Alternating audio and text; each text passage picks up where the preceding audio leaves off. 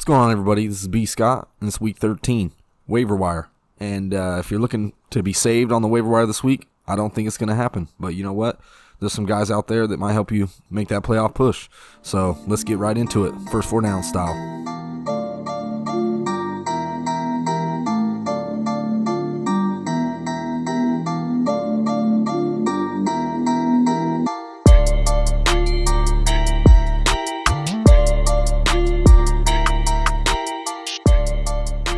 What's going on, everybody, and welcome into the first four downs.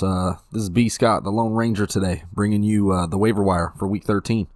And we just saw a ridiculous Monday night matchup with the Ravens absolutely clobbering the Rams. And it just goes to show that they are the number one team in football. So just plain and simple. Lamar Jackson just is playing on another level. It's unbelievable. But we can dive right into the waivers this week. There's definitely some players that can help you and hopefully get you over the hump in that playoff for that playoff push. So we're going to start right at the top with the quarterback position. And the number one waiver for me at the quarterback position is Ryan Tannehill. Now, you look at a guy who took over just 5 weeks ago, and now the Tennessee Titans are 4-1 in those matchups, and he's been nothing but outstanding. I mean, he's finished with 20-plus fantasy points in 4 straight games, and, you know, the schedule bodes well for him from here on out. I mean, you look at the schedule, he's got Indianapolis, Oakland, Houston, and New Orleans. And Houston and New Orleans, week 15, 16, those are both home games. So I like Ryan Tannehill, honestly, to finish out the season probably as the top 10 quarterback, top 10 play each week. So he's definitely my number one at the quarterback position. So number two, you're going to look at Sam Darnold. Now, he's really struggled throughout the season. I had my doubts on him for sure. But, the last couple games, he's really showed some poise and, got some wins for the Jets and taking care of business in fantasy land. So the next 2 weeks, he's got Cincinnati and Miami. Those are two definite plus matchups. And if you're in that push where you're trying to make it to playoffs, he's a viable start for you. Now, his playoff picture is not so pretty. But if you need to get those wins now, I mean, he's definitely an option. So my number 3 quarterback is going to be looking at Nick Foles. Now, yeah, the last couple weeks he hasn't really produced huge in fantasy, but I like the attempts. I like the matchups, and it all bodes well for him. Back-to-back weeks coming off that injury, 47 attempts, 48 pass attempts. So the work is there for him. And over the next 4 weeks, he's got Tampa Bay, he's got the Chargers, he's got Oakland and Atlanta both on the road. So, he could put up some pretty good fantasy points down the stretch, I think, if you're in a pinch for a quarterback. And some big quarterbacks have really struggled lately. So, and then one stream option that I'm looking for if you're already into playoffs, if you have an empty bench spot, is Daniel Jones. Now, I've been saying it for the last few weeks, but it's time to pick him up if you sold up a spot. I mean, week 15, he's got Miami Dolphins. Week 16, he's got the Washington Redskins. I mean, those are two matchups that he could have 30-plus fantasy points in and really take it home for you, and take that ship.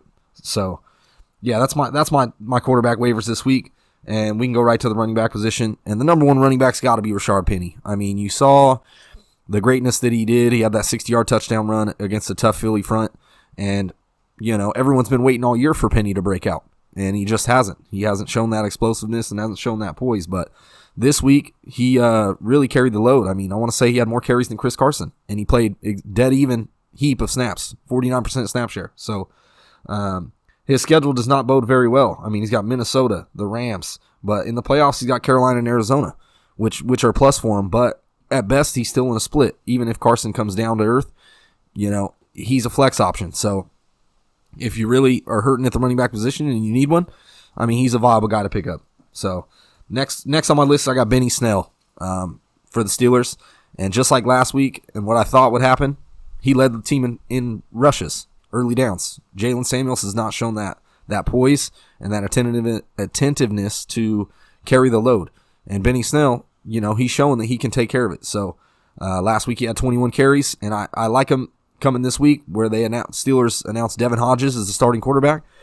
In Devin Hodges' lone start, you saw Jalen Samuels and James Conner both dominating that game with the pass down work and the running. So I like Benny Snell a lot. James Conner is still injured, and they're saying it's not looking likely for him to play in week 13. So, and they got the Cleveland Browns. So it should be a plus matchup for him, and he's a viable start option this week. So he's got Cleveland, Arizona, and Buffalo his upcoming 3 games. So that's definitely viable starts if James Conner's got to miss a lot of time. And you see Jalen Samuels really struggled on the early downs. I could see him in the pass work, but early downs all day to Benny Snell. So, and my number 3 is got to be Darrell Williams on the Kansas City Chiefs. Now, this goes to say if Damian Williams is still injured and out. Now, he hurt his ribs, and then they went to their bye week, so we'll see how healthy Damian Williams is, but if he's a scratch, I like Darrell Williams a lot. He's played pretty well in the absence of Damian Williams throughout the season. So, and this week, definitely against the Oakland Raiders, he's definitely a running back 2 flex option all day long. Now, after that, he's got some tougher matchups, New England, Denver, but definitely worth a stream this week if you need help with the running back position. So,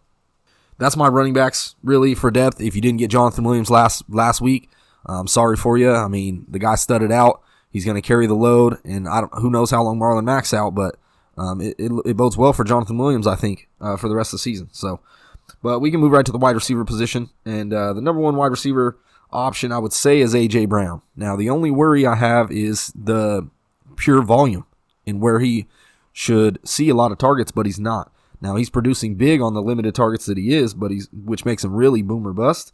But Tennessee is looking pretty good, and Tannehill is throwing that ball pretty well. So I like A.J. Brown down the stretch. Indianapolis Colts, Oakland Raiders, and then he's got Houston, New Orleans on the road. Those are 2 teams that are going to put up points.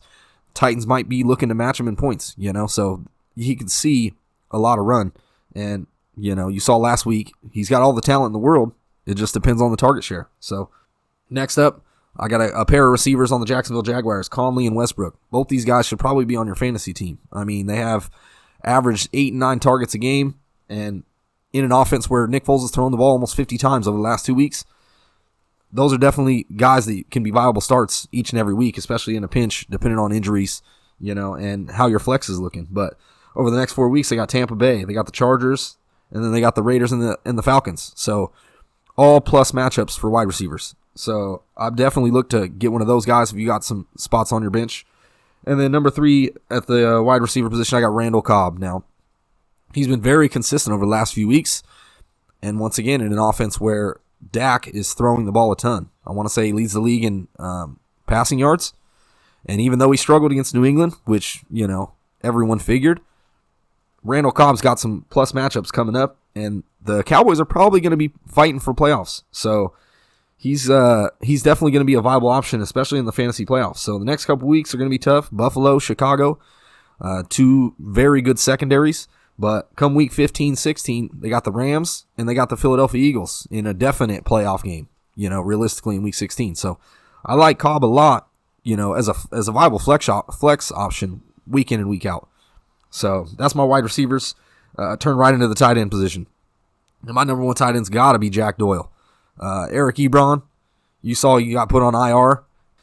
I like Jack Doyle a lot. I mean, in an offense that is struggling to find pass catchers, Jack Doyle's matchups are looking pretty good. Tennessee, Tampa Bay, New Orleans, Carolina.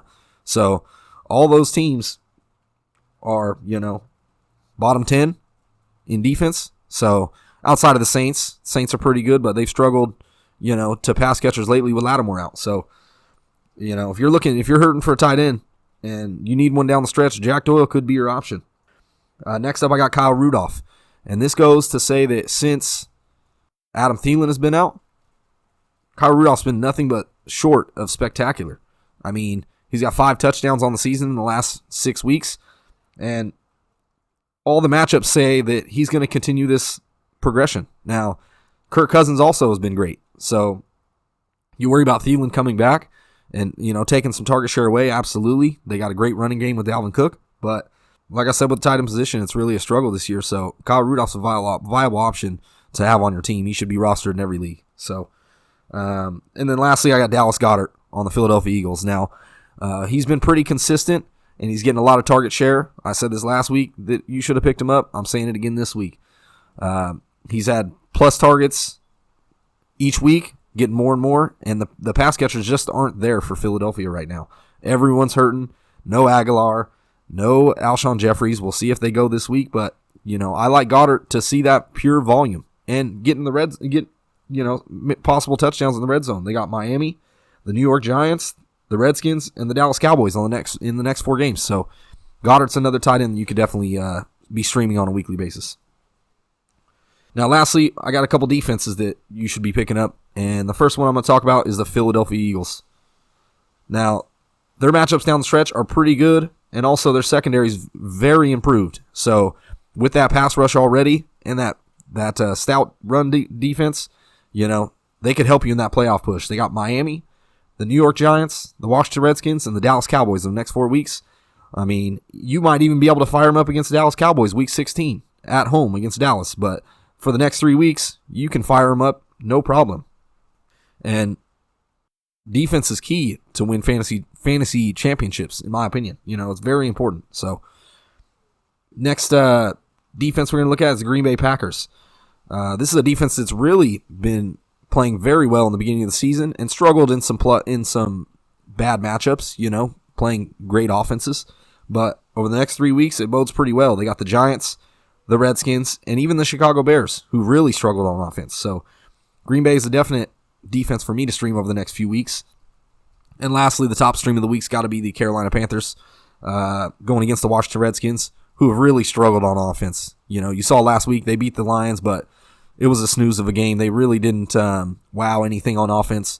So I'm definitely starting the Carolina Panthers this week on defense for sure. So yeah, so that's been the Week 13 waiver wires. Don't forget to like this video, subscribe, hit that bell, and always enjoy Week 13. B. Scott, I'm out.